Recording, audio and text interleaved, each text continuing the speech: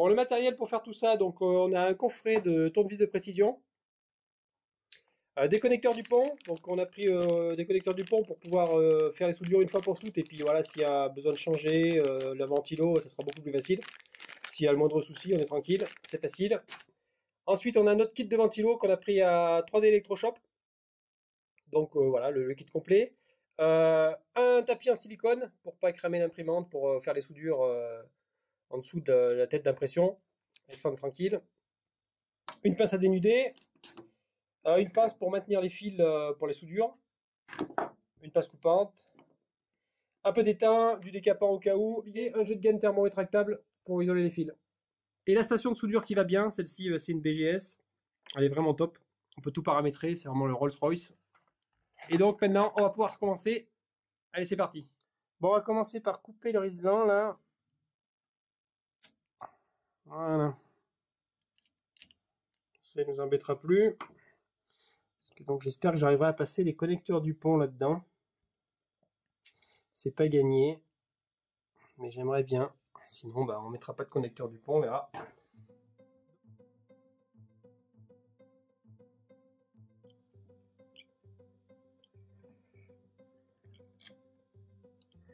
Voilà, donc là, bon, il y a une buse.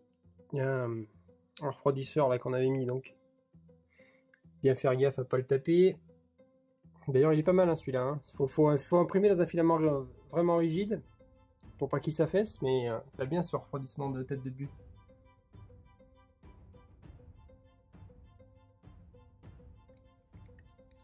Notre ventilo avec notre refroidisseur.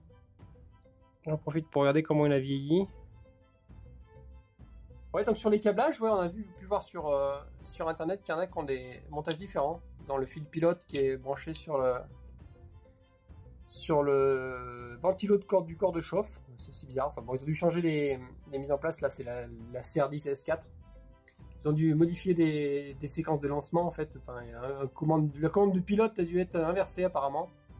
Ils ont changé ça en évolution des CR10. Mais apparemment, ouais, donc, il y a plusieurs montages. Enfin bon, peu importe, hein, du moment que on met le jaune sur le rouge, c'est bon. Hein.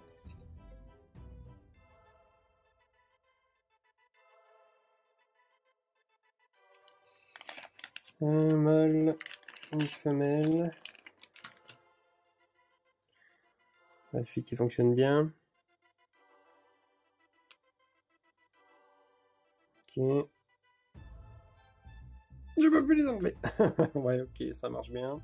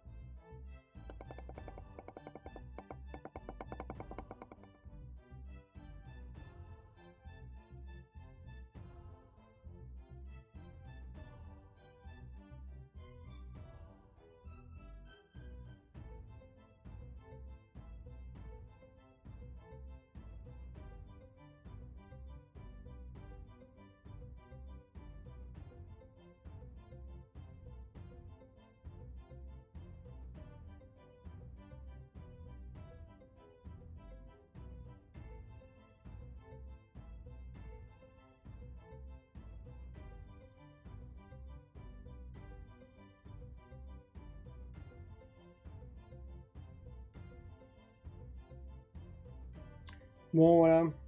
Gain thermo est monté. Juste pour tester avec une pile de 9 volts ce que ça donne.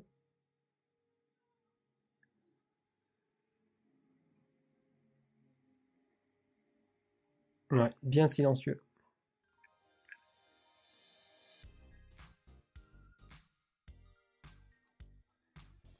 Voilà. Voilà, donc on les a mis décalés. Hein. Donc ils tombent pas en face. Déjà qu'on va avoir, on a eu pas mal de mal à le remettre dans la gaine. Comme ça, ils sont légèrement décalés. Et on va remonter ça un peu dans la gaine. On va les un peu avec la clé. Ça, à mon avis, on va bien se régaler.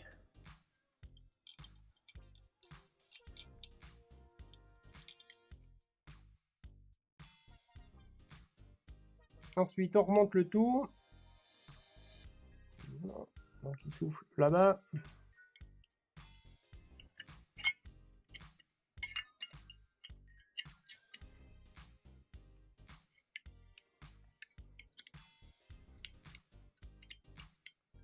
On est bien en place. Il se clipse, voilà. Il se clipse parfaitement. Et on met les vis.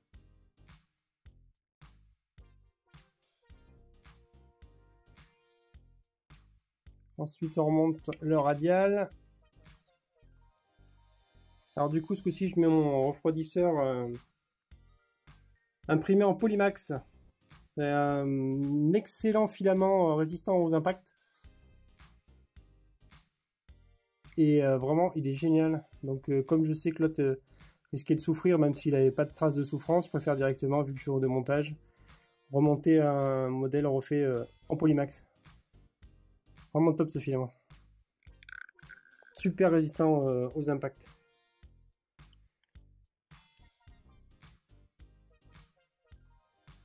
Peut-être prêt à remonter. Le radial est bien monté. On vérifie que les fils passent bien.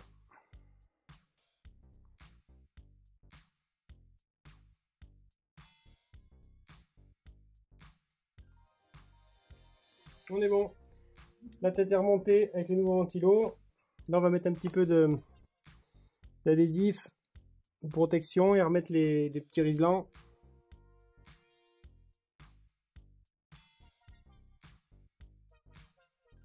Un peu scotch américain. Il faudra qu'on fasse des ancrages un peu plus propres. Il faudra que j'imprime, tiens, un truc pour les guider un petit peu mieux, les câbles. Câble, tube PTFE.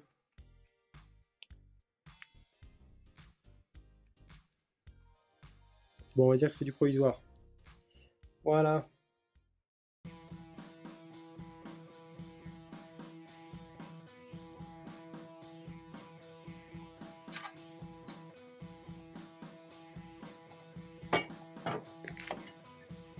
Donc on ouvre.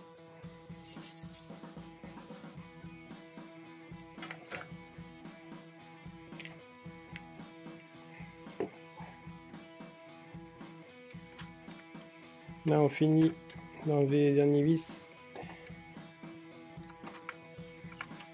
J'avais laissé juste pour soutenir un peu. Donc on en profite pour regarder que la lime est bien connectée. Pas de fil cramé.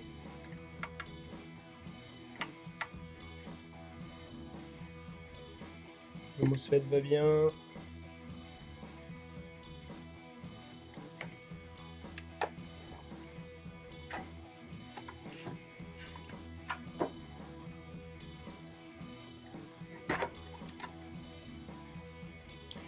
Donc voilà, on a notre alim. Donc là, un débris, vraiment des points de départ numéro 1 qui ont du gros bruit sur la CR10 et les under, tout ça. La lime et le refroidissement de la carte, hein. C'est là que c'est vraiment le plus bruyant. Voilà donc les 3 ventilos qu'il nous reste à faire, hein. Donc celui-ci qui vient refroidir la carte. Et celui-ci au fond qui vient extraire l'air chaud du boîtier.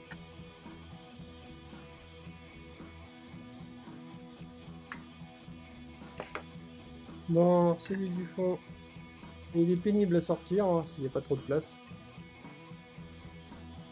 On laisse dire.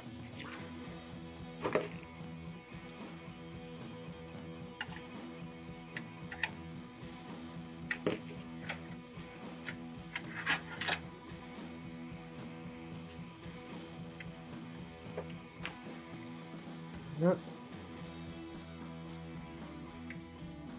On coupe le riselant.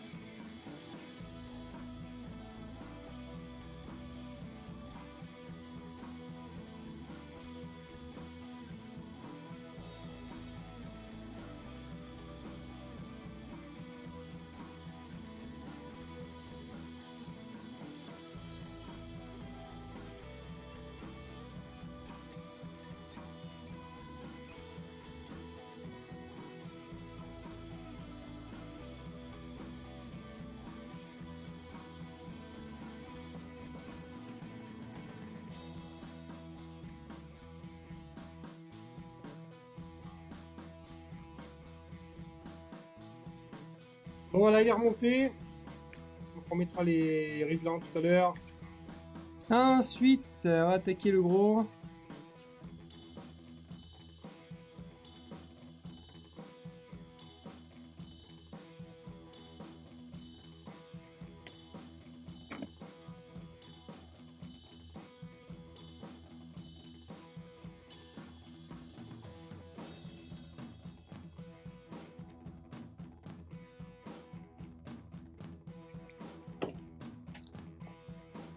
Bon, on remonte tout ça.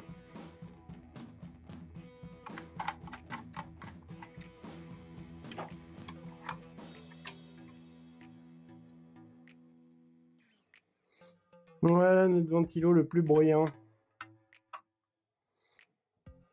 C'est vraiment les deux plus gros, les deux plus bruyants.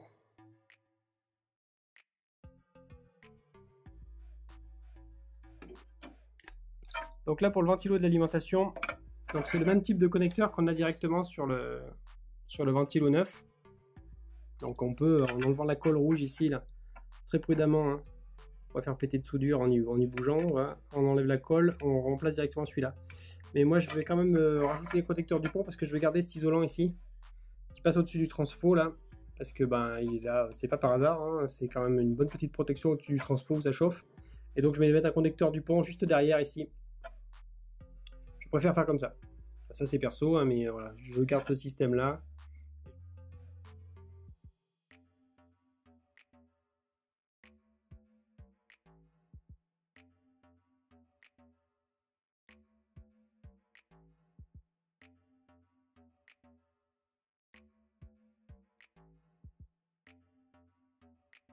Bon, c'est le moment de vérité, on va tester ça maintenant, voir un petit peu ce que ça donne. Je me suis remis à peu près dans les mêmes conditions, hein. Donc évidemment, il n'y a pas d'une rigueur scientifique absolue dans tout ça, mais ça donne un petit ordre d'idée. Donc on va déjà regarder au démarrage ce que ça donne.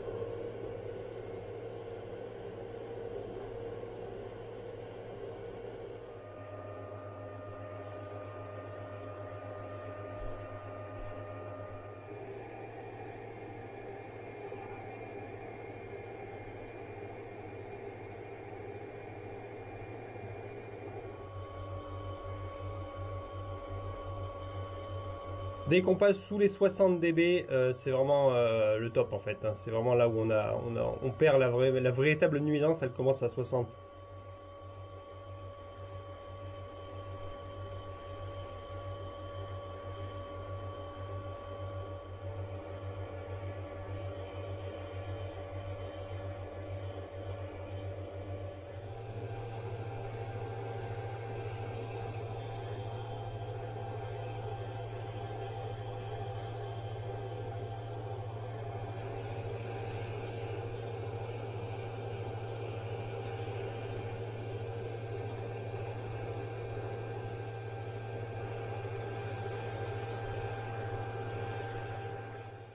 Donc voilà le résultat pour les ventilos. Donc pour les avoir testés, ceux-ci je les ai tous testés en 9 volts. En 9 volts, ils donnent vraiment des bons résultats, ils sont très très silencieux. Ceux-là déjà, même en 12 volts, sont plus silencieux. Mais la machine fait tellement de bruit, il y a tellement de résonance que de toute façon, on n'entend pas la différence. Au niveau du bloc d'alim, par contre, il y a très peu de différence. Il faudrait absolument les passer en 9 volts pour vraiment avoir une différence notable. Donc on va étudier le sujet. On reviendra très certainement sur le bruit, mais on va se servir des données qu'on a acquis aujourd'hui pour aller un petit peu plus en avant. Et on va surtout passer à... On va mettre des cylindres blocs. On va mettre des cylindres blocs sur les moteurs. pour enlever les vibrations, la résonance qu'il y a dans le châssis, dans le cadre, un peu de partout, qui nous fait du bruit parasite. On va supprimer ce bruit-là. Et on va également passer sur la rigidification du châssis, on va le trianguler. Et pour diminuer un petit peu les vibrations et surtout augmenter la qualité sur les impressions de grande hauteur. Donc on va faire ça dans les épisodes suivants. On va revenir là-dessus, je pense, sur tout ce qui est ventilo et bruit. Je pense qu'on refera un autre épisode et on comparera un petit peu ce que ça donnera. Et on ira peut-être jusqu'à mettre un abaisseur de tension en fonction des résultats. Mais bon, je vous invite à aller voir, à suivre la série pour avoir les nouvelles vidéos. Il y a plein de choses de prévues pour le plateau, enfin plein de petites choses. Plein de petites astuces qui vous seront utiles, que vous ayez une Creality CR10, une Ender 3, une Ender 5 ou même des AlphaWise. Ça vous sera toujours utile. On vous met les liens de ce qu'on utilise toujours en description. Et comme d'habitude, un petit like, un petit partage, un abonnement pour les petits nouveaux, le PayPal 1000 pour les plus mordus. Et à la prochaine, tchuss!